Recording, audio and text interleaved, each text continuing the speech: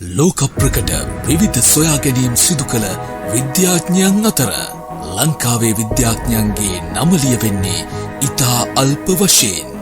නව සොයා ගැනීම් පිළිබඳව නාසා ආයතනයේ පවා අවධානය යොමු වන ලෝකයට වටිනා පර්යේෂණ ඉදිරිපත් කළ විද්‍යාඥයන් සහ නව නිර්මාණකරුවන් 11 අතරින් මනතුංග ද සිල්වා මහතාට හිමිවන්නේ සුවිශේෂී ස්ථානයක්.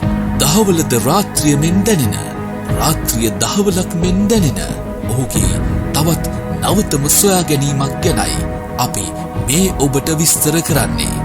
ලෝකයේ ඇති බොහෝ වෛරස, රෝග සහ ප්‍රශ්න ගැටලුවලට එමගින් පිළිතුරු ලබා ගන්න පුළුවන්. ඉදිරියේදී ලෝකයේම අවධානය යොමු වන අපේ ශ්‍රී ලාංකික පුත්‍රයෙකුගේ තවත් සොයා ගැනීමක් ගැන අපි ඔහුගේම වචනයෙන් දැනගමු. එතකොට අභ්‍යාකාශ මට්ටමින් මං ඉනෝවේෂන් 3ක් කරලා තියෙනවා. එක ඉනෝවේෂන් එකක් තමයි මේ කියන්නේ දැන් අර පොසිල ඉන්ධන හිඟ වේගෙන යනවනේ. ඒකට පොසිල ඉන්ධන හිඟ යන හින්දා ඒකට බීමක් වශයෙන් රෑ දවල් කරන සිස්ටම් එකක් හදුවා. ඒ කියන්නේ අපිට පැය 24න් පැය 12ක් දවල් පැය 12ක් රෑනේ. ඊට පස්සේ මං හදුවා පැය 24ෙම මේ දවල් වෙන සිස්ටම් එකක්. ඒතකොට තව මේ ඉනෝවේෂන් එක කරා NASA ලෙවල් එකෙන් ඒ කියන්නේ ගෝලීය උෂ්ණත්වය පාලනය කරන්න. දැන් උදාහරණයක් ගත්තොත් ලංකාවේ සමහර අවුරුදු තියෙනවානේ මාස 6-7 වහින්නේ නැහැ වීලි කාලගුණයක්. ඒතකොට අපි ඒ කාලෙටත් මේ දවල් රෑ කරනවා. හරිද? එතකොට මේ ප්‍රශ්නයක් දැනෙන්නේ නැහැ ගෝලීය උෂ්ණත්වය අඩු වෙනවා. ඒ වගේ මේ බැලන්ස් එක යනවනේ. ඒ වගේ සිස්ටම් එකක් හදුවා.